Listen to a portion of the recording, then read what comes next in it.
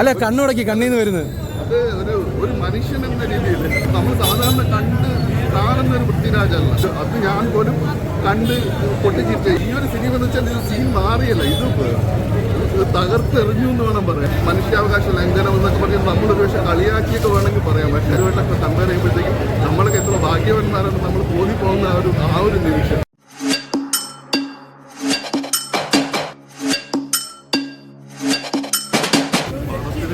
എനിക്ക് എന്ത് പറയണമെന്ന് ചോദിച്ചു കഴിഞ്ഞാൽ അസാധ്യങ്ങളിൽ അസാധ്യമായ നമ്മൾ സിനിമകൾ കാണുമ്പോൾ പറയും നമ്മൾ അപ്രീഷിയേറ്റ് ചെയ്യും, ഇതാണ് നല്ല പെർഫോമൻസ്, മികച്ച പെർഫോമൻസ്, എക്സലൻ്റ്. ഇത് അസാധ്യങ്ങളിൽ അസാധ്യങ്ങളായ ഒരു പെർഫോമൻസ് വളരെ കുറച്ച് മാത്രം നമുക്ക് കാണാൻ പറ്റും. അതൊക്കെ ലോക സിനിമകളിൽ എടുത്തു കഴിഞ്ഞാൽ ആ ഒരു തരത്തിലേക്ക് ആ ഒരു കാറ്റഗറിയിലേക്ക് നമുക്ക് പറയാൻ പറ്റുന്ന രീതിയിലുള്ള പ്രകടനം തന്നെയാണ് പൃഥ്വിരാജ് എന്ന നടൻ്റെ ഭാഗത്തുനിന്നുണ്ടായിരിക്കുന്നത്. അദ്ദേഹം ഫിസിക്കലി അദ്ദേഹത്തിന് വന്ന ട്രാൻസ്ഫോർമേഷൻ, അദ്ദേഹത്തിൻ്റെ ശബ്ദത്തിന് കൊടുക്കുന്ന ഒരു മോഡുലേഷൻ ചേഞ്ച്, അതുപോലെ തന്നെ ഓരോ വികാരങ്ങൾ നമ്മളിപ്പോൾ ഒരു സിനിമാ നടനെ കാണുമ്പോഴത്തേക്ക് ഒരു പക്ഷേ നമുക്ക് വ്യക്തിപരമായിട്ട് അസൂയ പോലും തോന്നുന്ന ഒരു ഭാഗവത്തിൽ അയാൾ ഒരു കഥാപാത്രമായി മാറി അദ്ദേഹത്തിൻ്റെ വ്യാകുലതകൾ, അദ്ദേഹത്തിൻ്റെ സങ്കടങ്ങൾ, അദ്ദേഹത്തിൻ്റെ സന്തോഷങ്ങൾ അദ്ദേഹത്തും ആ മുഖത്തേക്ക് കൊണ്ടുവന്ന് പ്രേക്ഷകരിലേക്ക് അത് ട്രാൻസ്ഫോം ചെയ്ത് നമുക്കത് ഫീൽ ചെയ്യിപ്പിക്കാൻ പറ്റുന്ന ഒരു കഴിവ് അത് വളരെ അമേസിംഗ് ആയിട്ട് അവർ തോന്നിയിട്ടുണ്ട്. ഈ ഒരു സിനിമയിൽ ഉടനീളം ആ ഒരു മുഴച്ച് നിൽക്കുകയാണ്. കാരണം നമ്മൾ സാധാരണ കാണുന്ന ഒരു പൃഥ്വിരാജല്ല. ഒരുപക്ഷെ സലാറിൽ കാണുമ്പോൾ ഓക്കെ ഒരു പെർഫോമൻസ്, ഇതിലൊരു പെർഫോമൻസ്, ഇതെന്ന് വെച്ച് കഴിഞ്ഞാൽ ഈ ഒരു കഥാപാത്രം ഇദ്ദേഹത്തിന് വേണ്ടി എഴുതി തുന്നിച്ചേർത്ത് വെച്ചതുപോലെയാണ് അദ്ദേഹത്തിൻ്റെ പ്രകടനപൂർവ്വം. തീർച്ചയായിട്ടും നമ്മളിപ്പോൾ സീൻ മാറി എന്നൊക്കെ നമ്മൾ പറഞ്ഞത് അപ്പം 2016 യാഷ് എന്ന നടൻ കന്നഡ സിനിമ ഇന്ത്യൻ സിനിമയിൽ തന്നെ കന്നഡ സിനിമയുടെ സീൻ മാറുന്നല്ല പറഞ്ഞത്.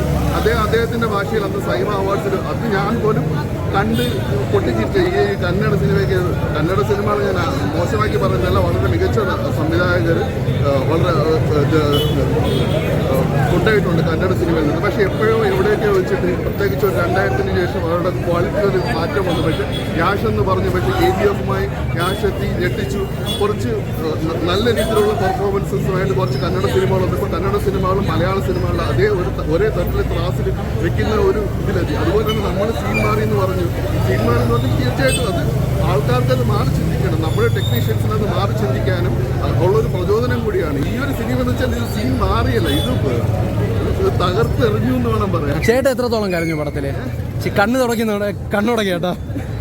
ഞാനത് വ്യക്തിപരമായിട്ട് അല്ല കണ്ണുടക്കി കണ്ണീന്ന് വരുന്നത് അത് ഒരു മനുഷ്യൻ എന്ന രീതിയിൽ ഹൃദയവികാരങ്ങളുള്ള ഏതൊരു മനുഷ്യൻ ഈ സിനിമ കണ്ടു കഴിഞ്ഞാലും ചെറുതായിട്ടൊന്ന് ഞാൻ പറഞ്ഞ ഇന്ന് പൊട്ടിക്കറിയെന്നല്ല ഞാൻ ഉദ്ദേശിച്ചത്. അവർ കണ്ണ് നനയിക്കുന്ന ഒത്തിരി രംഗങ്ങൾ ഈ സിനിമയ്ക്കകത്തുണ്ട്. കാരണം നമ്മൾ അന്നേരം ചിന്തിക്കും നമ്മൾക്ക് കിട്ടിയൊരു ലൈഫ് ഇങ്ങനെയും ഒരു ജീവിതങ്ങൾ അനുഭവിക്കുന്ന ഒത്തിരി പേര് നമ്മുടെ സമൂഹത്തിൽ അല്ലെങ്കിൽ ഈ ലോകത്ത് പല ഭാഗങ്ങളിലേക്കുണ്ടാണ്. ഇങ്ങനെയും ഒരു ജീവിതങ്ങൾ അനുഭവിക്കുന്ന ഒത്തിരി പേര് നമ്മുടെ സമൂഹത്തിൽ അല്ലെങ്കിൽ ഈ ലോകത്ത് പല ഭാഗങ്ങളിലേക്കുണ്ടാണ്. അവരുമായിട്ടൊക്കെ കമ്പയർ ചെയ്യുമ്പോഴത്തേക്കും നമ്മളൊക്കെ എത്ര ഭാഗ്യവന്മാരാണ് നമ്മൾ തോന്നിപ്പോകുന്ന ആ ഒരു നിമിഷം.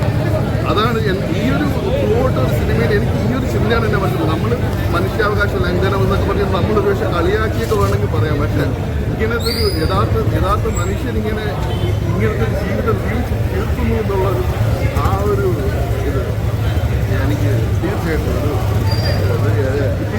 നമുക്ക് അഭിമാനത്തോടെ റെക്കമെൻഡ് ചെയ്യാം. ഒരു ഇന്ത്യൻ സിനിമ എന്ന രീതിയിൽ ലോക സിനിമകൾക്ക് മറ്റ് എല്ലാവർക്കും അഭിമാനത്തോടെ നമുക്ക് റെക്കമെൻഡ് ചെയ്യാൻ പറ്റുന്ന ഒരു സിനിമയാണ്.